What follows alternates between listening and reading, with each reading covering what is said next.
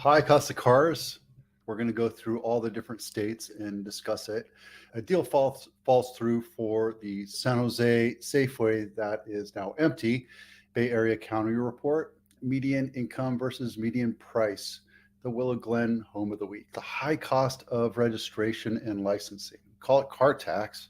I'm looking at buying a car. I have a child who is wanting to drive and we need another car. I'm looking for something with better gas mileage, not a hybrid, something I can just run around in. So I'm looking at a Lexus convertible. It's older, not as expensive as you think, and it's pretty much a car, right? But I'm looking at a convertible. So naturally I'm thinking, what if I registered a car in another state? Because I know some people that have done that. They'll do some quick research. I thought I'd talk about it because it's not that great of a savings. Let's take a look. I'm going to drop this so you can see the numbers. Let's take a look at California. These are averages for a $10,000 convertible. These are just averages. And I found this on .com, and the link will be in the blog. So make sure to go to the blog and grab it if you're interested. Now, California, I think it's expensive, not as expensive as Colorado or Connecticut or even Florida. Everybody's like, move to Florida. It's cheaper. Now, not everything's cheaper. Plus, they have toll roads in the next couple of weeks. I'm talking to people that are thinking about relocating out of state or maybe relocating into California so they can have an idea of how to make this work, what the actual costs are, and does it make financial sense. Lewis, everything's going to get more expensive. Let's take a look at Missouri, $877. So you're going to pay a little bit more for the same car. Now, the way I did it was I took these numbers and I averaged them, and then everything with an A on it, I added up. This goes into pretty deep detail, but they're just averages. You can't get exact numbers because not every state is forthcoming. So based on weight, I just put $100. So these numbers aren't exact. I also have friends that live in Tennessee. So let's take a look at Tennessee. You're going to spend anywhere from $700 to $1,500 to register your car. Now, some of them might be, I might have made a mistake. Some of them cost money for a new plate. That might actually be less. No matter where you're going, it's going to cost you about $1,000. And by the way, that's how much you're paying in California. It's about $1,000. We also have state income tax, which these are average premium costs or average insurance costs for houses. This is from Bankrate.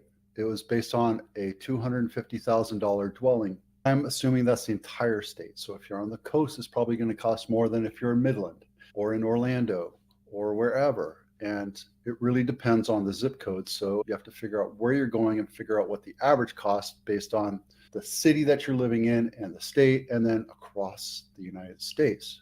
The average is $1,700 per year on average.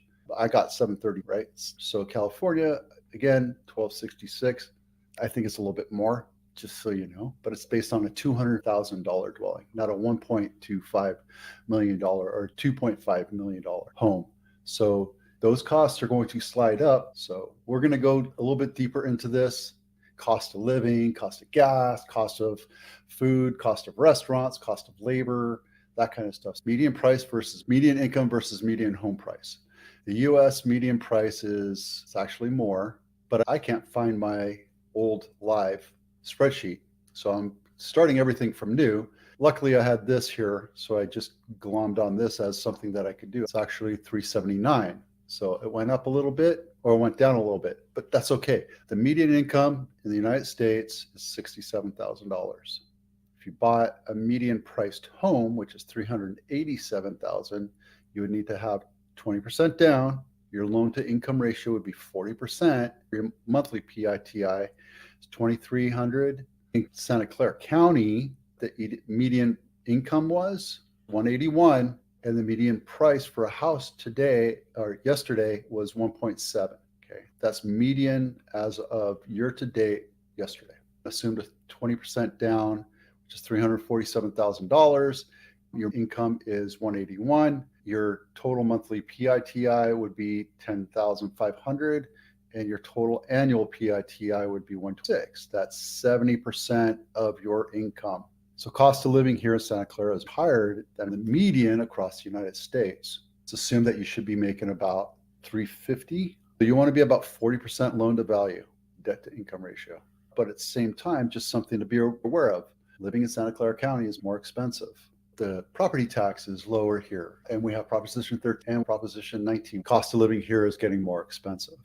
And these prices are not going to go down in the near term future. We're seeing data that might increase the value over the next 3 years. Even if we hit a recession, it's going to take about 3 years to see any kind of change in our pricing, mostly because supply and demand here in Santa Clara County is very low. Now, I understand 181 is a lot of money, but here, typically, what I tell people when I go and talk about the housing, I go to San Jose State and I have a workshop that I talk to students, and I say, when you get into your job, the first couple of years, you cut your teeth, but you spend most of your time working your butt off, but also networking and finding your team and that kind of thing. And then I tell them how much they should expect to make once they get into director, V level, C level, so they can have that mindset of understanding that maybe now it might not be the smart time to buy a house, or what can I afford right now? And we're going to continue to work on this. Willow Glen House of the Week.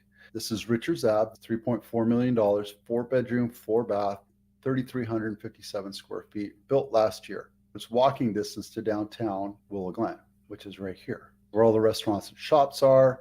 You can take a nice stroll. Is it the perfect place? No. This is perfect over here. I'm not going to tell you where to live. Just saying that this is a beautiful house. It caught my, okay, I guess we're not going to be looking at it today. There we go. Nice big redwood in the middle of the street of your yards. That's the Willow Glen week view of the week. Snapshot. Santa Clara County went down a little bit from last week. These are the median prices from the last 7 days. But if you're looking at a great place to live that's not super expensive, go to Solano County. It's the most affordable county in the Bay Area. The next one is San Benito. And I keep looking at houses down in San Benito. All right, so here are the sales prices over the last week over the 12 counties. Why am I doing 12 counties? Because Monterey and San Benito are places that people are looking for as destinations to move to because of cost of living. It's better to spend $700,000 and 1.7 million, or 800,000 versus 700. So the reason why I put that there is so that we can take a look at it. Now, these are averages, not the median price. These are sales volume. Solano is still your best on sales price to list price ratio, on cost of houses. There's a lot of inventory, and the average day is 53 days on market versus Santa Clara, where it's 23 days on market. We have 885 houses in contract right now versus the 411. If you're going to live in Santa Clara County, you need to have the money to be able to buy it. And there's a lot of people buying it. This is year-to-date sales. These are number of active homes for sale, Santa Clara County. And the ones that go into contract, the 885 took 23 days on average. Right now, we're at $1.4 billion in transactions. This is 7 weeks into the year. And this chart was the same thing, the median sales price, the cost of living, that kind of thing.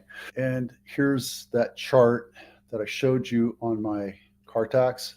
Came from compare.com, and there it is. That's me.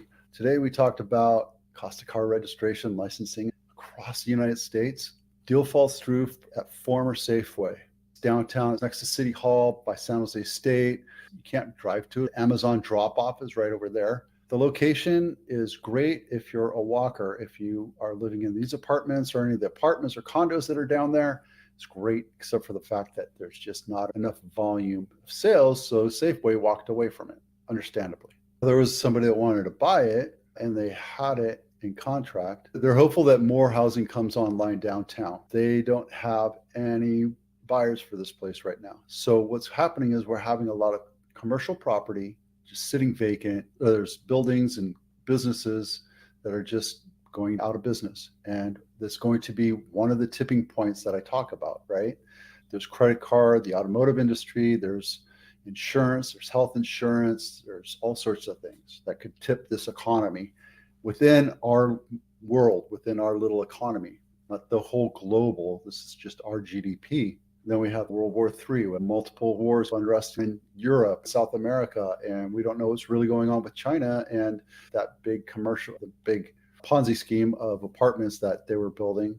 I can't remember the name of the company, but there's a lot of stuff that could flip our house of cards here. I'm not saying it's doom and gloom. I want you to be prepared for what could happen. AT&T went down last week.